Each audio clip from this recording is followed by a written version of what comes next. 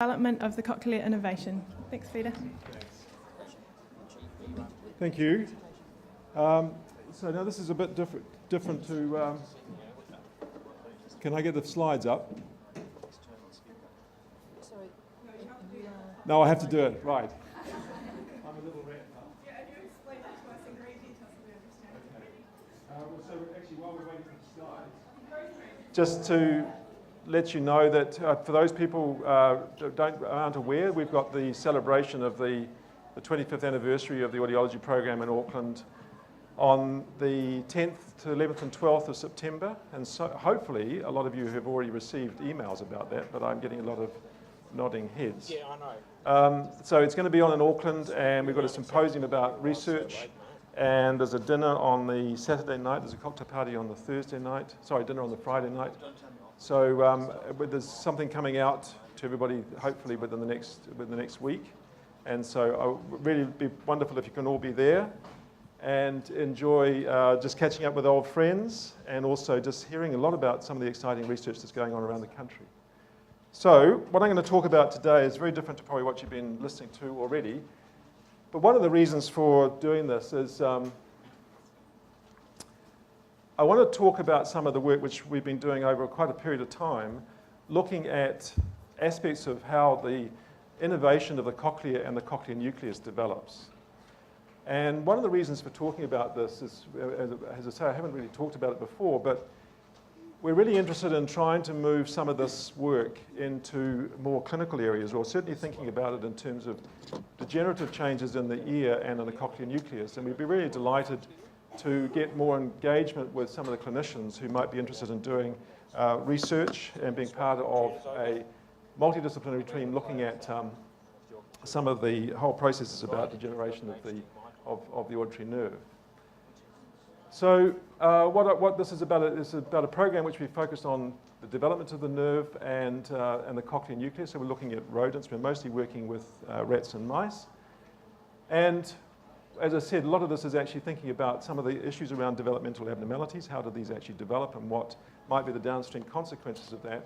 In particular, we're thinking about what are the mechanisms and consequences of neurodegeneration inside the cochlea. So this idea, particularly in adults, of cochlear neuropathy, where neurons actually are degenerating as a consequence of, say, noise exposure and age-related changes, and we're not seeing necessarily that depicted in an audiogram. What is the consequence of that sort of process at more central levels?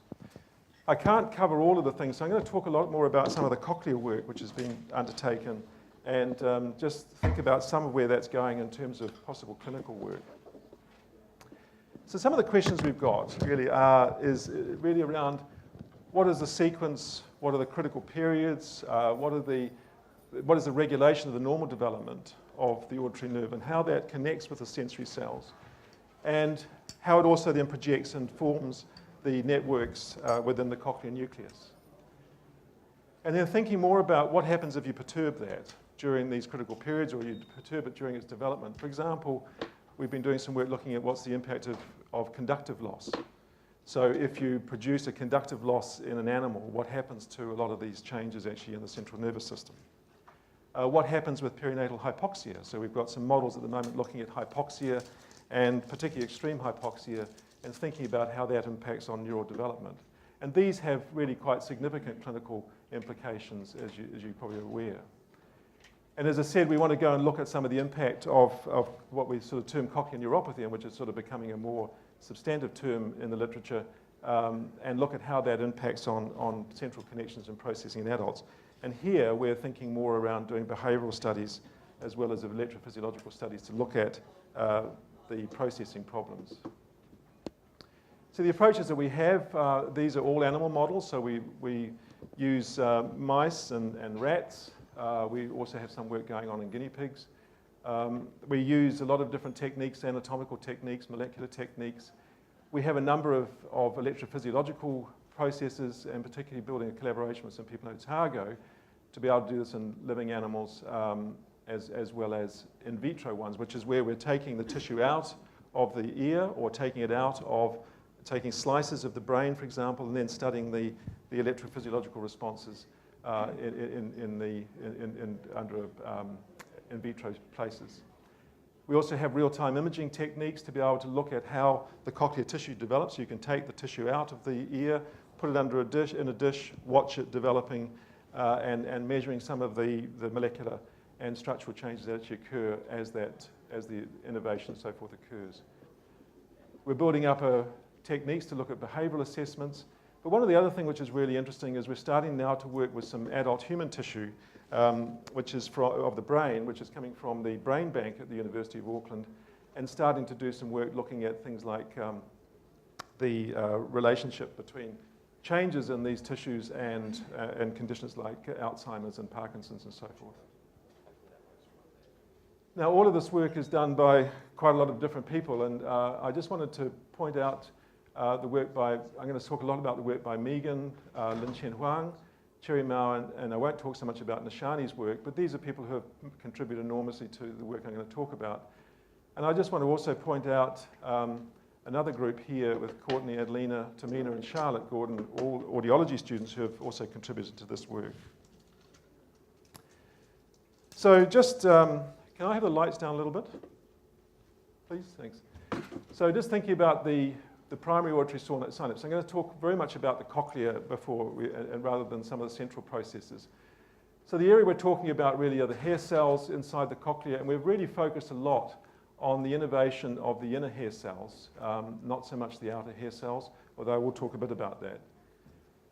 And so this is the primary auditory sensory cell, as you know, I hope you know, and this is these neurons which innervate the inner hair cell, and there's a variety of different types of neuron which have different intensity profiles and different response properties. And what I'm going to show you is some pictures that look a little bit like this, and these little dots and things, they relate to the actual site. Here's the inner hair cell, and these red ones here are the synaptic proteins on the inside the inner hair cell, and the green ones are the glutamate receptors on the surface of the synaptic boutons, and I'll talk a bit about those as we go through.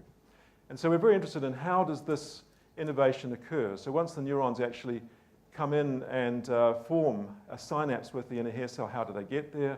How does it form? And then how does it refine to actually become functional? And this is just showing you the adult form. So you see that there's neurons, about 20 to 20 neurons or so that innervate the inner hair cells. And the innervation to the outer hair cells is much, much more diverse. And one nerve fiber will innervate a large number of outer hair cells. And this is something taken from Lin Chen's PhD thesis, in which we've stained the type 2 fibers. So there's two types of fibers, the type 1s that are going to the inner hair cells, the type 2s to the outer hair cells.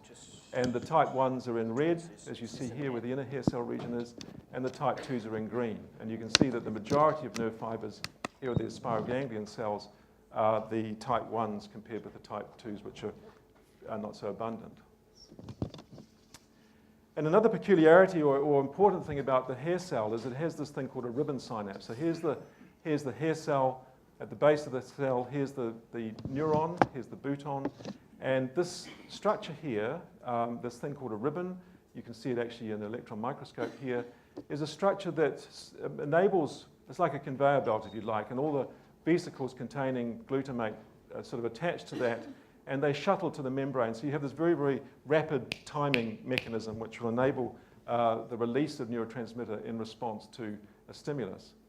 And on the surface of the boutons here, the afferent fibers are the receptors for the various types of neurotransmitter, in this case glutamate. So in the first studies which we've done, we've looked at and this is mostly by Lin Chen and Megan Barclay, and the purpose of these studies was to look and ask the questions, what happens is that all of the neurons, all of the type 1 neurons actually innervate every hair cell in the cochlea at birth. And then over a period of time, they're refined until finally all the ones on the outer hair cells are the type 2s, and all the ones on the inner hair cells are the type 1s. So we've been interested in what actually happens in that process, and part of that was we found it had a technique which we developed, or Lin Chen developed, I should say, which enables us to stain in real time the type 2 fibers, which are the green ones, and the type 1 fibers which are the red ones. And what you see, this is before birth, and you see that the fibers just look quite disorganized. There's just a whole array of nerve fibers out to the hair cells, not a particularly ordered appearance. And if you look in a mouse between the ages of soon after birth to about 6 days after birth, there's a total refinement. So you see this sort of disorganized appearance until finally, even within 6 days, it's become very, very highly organized. And so what you see is the type 2s here, which are going to the outer hair cells. The outer hair cells have a lot of type 1s to start with, and over a period of 2 or 3 days, they're just retracted until finally you've got this firmed up innervation of the inner hair cell. And this just shows that maybe a little bit more clearly, but you can see here the type 1s going out to the outer hair cells, and after 6 days they've retracted, so it's only on the inner hair cell fibers here, or cells, and on the type 2s you see that they're innervating the outer hair cells, and that's consistent throughout. One thing you just might notice actually, by the way, is that some of the type 2 fibers actually also make connections with neurons beneath the type 1s. Now this is probably very hard to see because of just with the lighting, but all I want to just make a point here is that what Lin Chen and Megan have done is looked at a lot of the molecular changes, trying to work out what actually goes on as these fibers retract and refine. But this is just showing, these are the number of, you can see these little red dots. Here's the outer hair cell region, here's the inner hair cell, and the little red dots are where the synapses are. And so when these nerve fibers actually make a contact with the outer hair cell, they form synapses. They're proper synapses. But then something happens, the cells don't respond. So this cell, basically the nerve fiber says, well, if you're not going to stimulate me, I'm going to bugger off. And so it retracts, and it retracts very, very quickly away from that fiber. But that is a fiber that has actually come, it's also connecting the inner hair cell. It's connecting the outer hair cell and the inner hair cell. It just retracts that one dendrite, which is fitting the outer hair cell. And so you see by the age of 6 days here, you've got all these, it settles down to the number of synapses at the inner hair cell, very large number to start with, and then it prunes to have just a small number, and they're pretty well gone in the outer hair cell by 6 days after, or beyond 6 days. And this is just showing you, here's 3 outer hair cells, there's a whole lot at P3, you can see all these little dots, and there's very, very few by P12.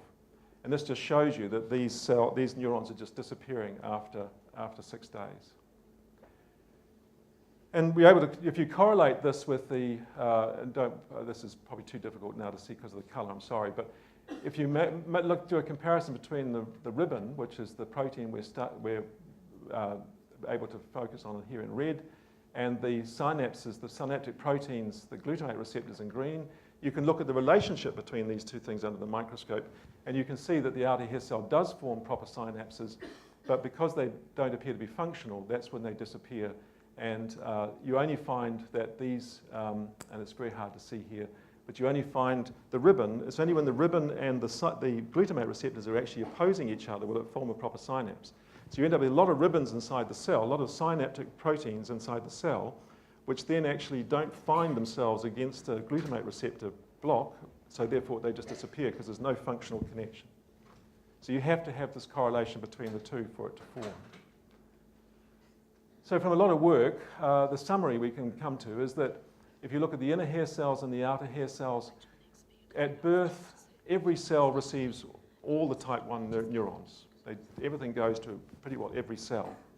And over the period of a few days, the synapses start to diminish in the outer hair cells we see here, and you see this process in which the nerve fibers just retract.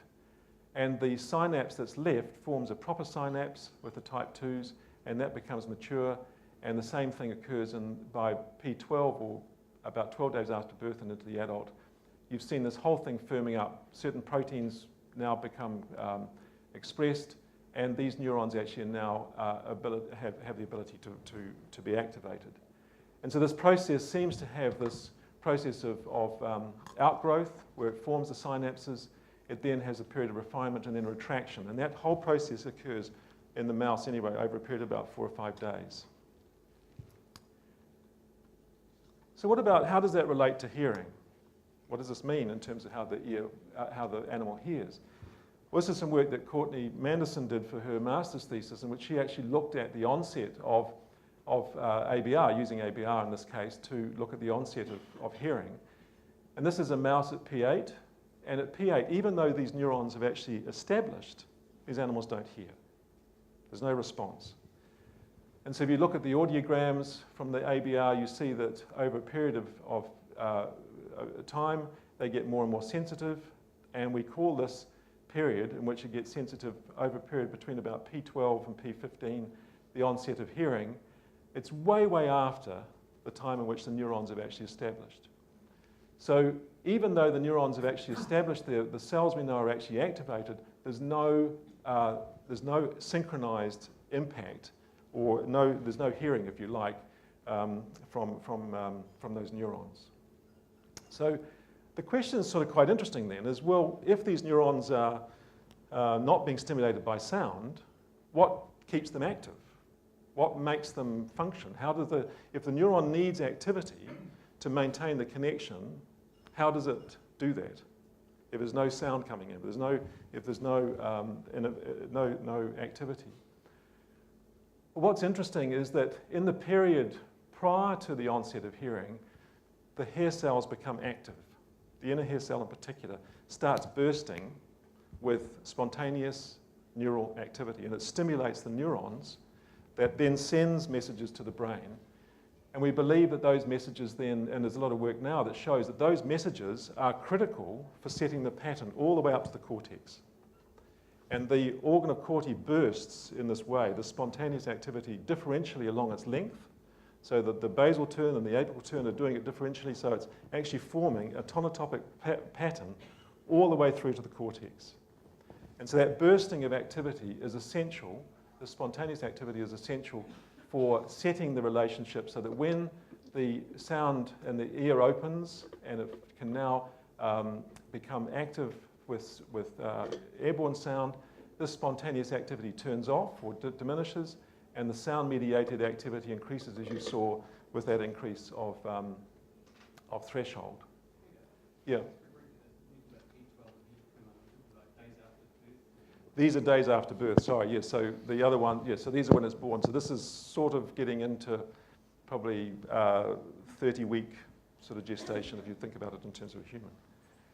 And so this spontaneous activity is now driving it. And Nishani Daryatni, who's one of our PhD students, has been studying a lot how this spontaneous activity is actually generated to produce this patterning inside the central nervous system. So I just want to talk about Megan's work. She'd be horrified, there's such a big picture of her. She's been doing a lot of work in this area and is a postdoc with us now and has her own grants and is developing this area. And if people are interested in working, she's the person to come and work with. But one of the questions she asked was, well, if that sound is important, if the sound comes in at that later stage, is it important for actually maintaining and influencing the maturation of the synapses inside the cochlea? And so what she did was to produce a conductive hearing loss in these animals at about P11, just before the onset of hearing. So we just actually dislocate the chain, all sorts of problems in trying to do this, but we just dislocate the chain, or she does, I should say. And then we can study the auditory brain responses at different times after birth, and then look at taking the tissue for microscopy. And if you look at with the control, this is the auditory brainstem response in these animals. This is by age 21, P21. And after dislocation, you can see there's quite a big threshold shift. You see the response is only coming in around about 40 to 45 decibels. And if you do an audiogram using the ABR, you can see here that there's a dislocation. This dislocation produces a conductive loss of around about 30 to 40, maybe up to 50 dB in some cases. And I'll just go through these data, but what's quite interesting is that what she found was if you look at these are the ribbons. So these are the actual number of synaptic protein sites inside the inner hair cell. And if you look at the different ages and we look at the dislocated ones, you probably can't really see much of a difference. You might not be able to see anything at all because it's so dark. But she's quantified all of these, and what you find is that the number of synapses doesn't change. But what's quite interesting is that, and it might be difficult also to see this, but the size of the synapse changes. So these animals seem to have actually been adapted to this lack of input. And if you look at the number of receptors, the glutamate receptors, the same thing happens, is that the number of receptors doesn't change, which is what you might imagine, but the size of the area, which has actually got receptors in it, increases. So you see this bigger distribution, this bigger distribution. You see here, the dislocated ones go right out, very, very large volumes, very large size of these number of receptors. So what it suggests is that in all of this is that the aceticular dislocation gives rise to this conductive loss. It doesn't seem to change the number of synapses, but what it does seem is if it actually changes the amount of receptor, the number of receptors which are available, and the size of these receptors, which suggests that the cochlea can adapt. The synapse can actually adapt to the lack of sound, and since you've got this loss of input, it seems as if perhaps we think is actually adapting to increase the probability of a response by increasing the amount of the synaptic proteins. So even when you've got this loss of this conductive loss, the cochlea does seem to be able to adapt to that change in the inputs.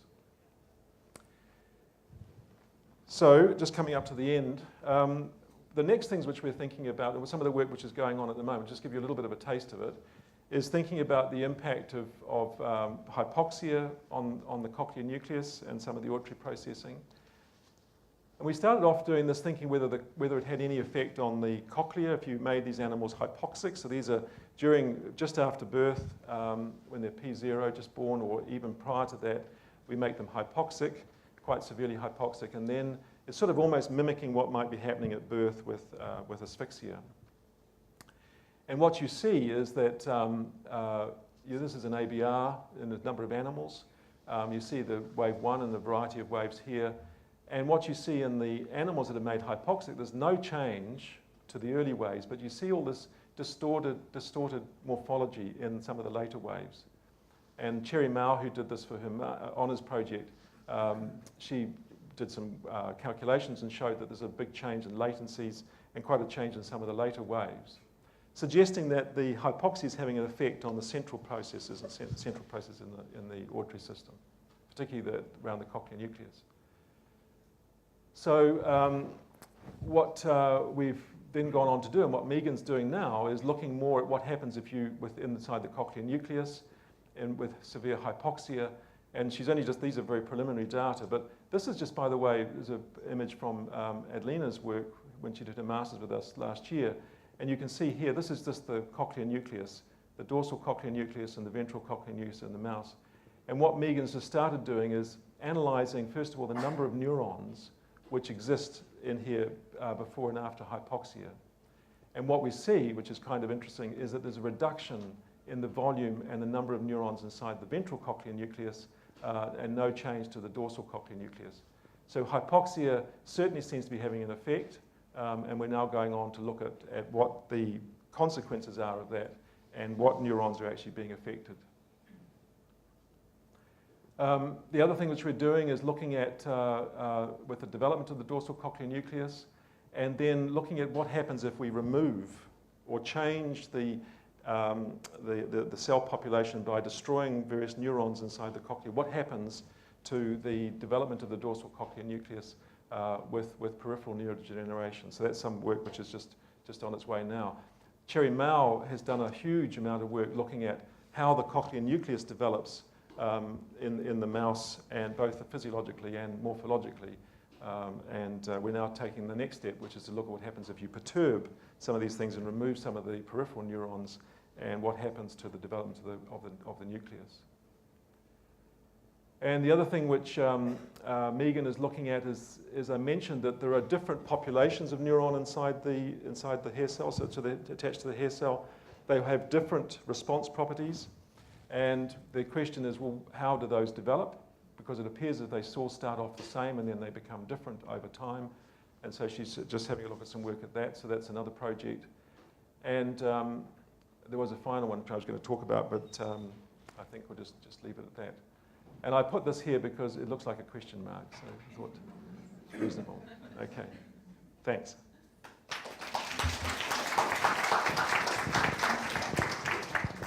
Highway. Is there any way that you can look at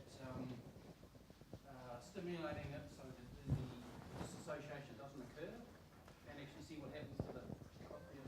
This is with the, so you can just... So if you're saying that those ribbons disassociate. Right, yeah. Getting in there and stimulating before they disassociate. Yeah, it's a really interesting idea. And one of the ideas we had was to use essentially like a small cochlear implant.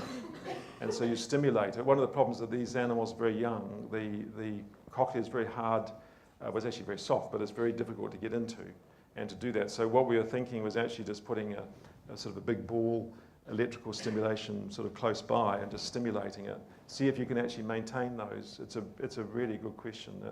It's quite hard to do that, but if you could just do sort of a blanket electrical stimulation, would they actually even, would they retract? Would be a really interesting question, because I mean these things, and from a developmental point of view, what actually governs all of these processes, but what happens if they don't happen? So what happens in a child, for example, where some of these processes might not actually happen, whether these changes don't occur at the development, in the appropriate developmental stages? What happens to the inputs to the central nervous system? And that's the sort of question that you could answer with that sort of approach. Yeah.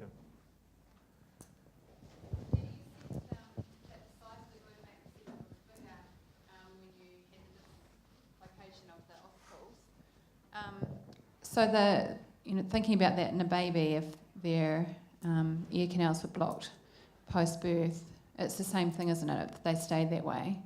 What might happen once that was cleared in mice? If you put them back. Yeah. We don't know that at this stage. I mean, I think the first thing is that what it does appear, and I mean, how you translate this into the clinical situation, which is why we'd like to get some help with that. I think that our view in the cochlear is that the innervation actually adapts. So it adapts in terms of upregulation and downregulation. And so if you, for example, look at animals which have been exposed to background noise, so just in adults, just background noise, the number of receptors actually drops. So it's adapting to its environment. It doesn't need all that. And when you take that off, it comes back again. So these are quite responsive. So perhaps, in an adult, it might be different because it's actually, it hasn't fixed. It is fixed, but it might be able to adapt. What happens with these animals if you then turn it off and then you put it back some time later, whether it comes back again, we don't know. But my view is that the cochlear is very adaptive, and I think that's something that's quite interesting with a lot of the issues around this sort of continual decline of neurons. Is whether those adaptive mechanisms are actually not at play, and so that becomes vulnerable to injury.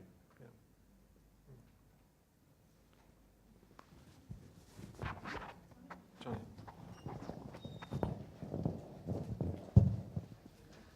Is there any ideas or suggestion about how this sort of reorganisation might be occurring in human infants? Is it pre-birth? I mean, I can't imagine it probably would be, but yeah, it would be. Yeah. And I suppose the implications of that is if they're, I mean, we will think they're probably hearing in the second trimester or something, isn't it? But it's sort of an impoverished stimulation compared to obviously ear conduction, if you want to call it that. Any thoughts or anything? Well, I mean, I think it's hard to. One of the difficulties with this is how you actually do relate this back to humans, because you've got a precocious environment compared with this sort of altricial environment. So it's quite difficult. But there is. I mean, I think probably I don't see why the processes shouldn't be the same. And what's really interesting is those spontaneous mechanisms occurring, or if you've got in utero hypoxia or things that are happening at critical times, perhaps some of those things don't occur in the right sequence or at the right time. So I think this is actually also not about whether I think you'd be looking at more complex processing than just perhaps detecting thresholds. So threshold is what you can measure. But in terms of actual processing, what's going on in the central nervous system if you don't have all of these events occurring? Because it's quite critical. I mean, the spontaneous activity is really fascinating. I mean, it's handshaking between the ear and the brain. And if that's not occurring in the right sequence and in the right way, then do you get normal pattern development inside the central auditory system, and how does that play out further down the line? It's really interesting. Yeah.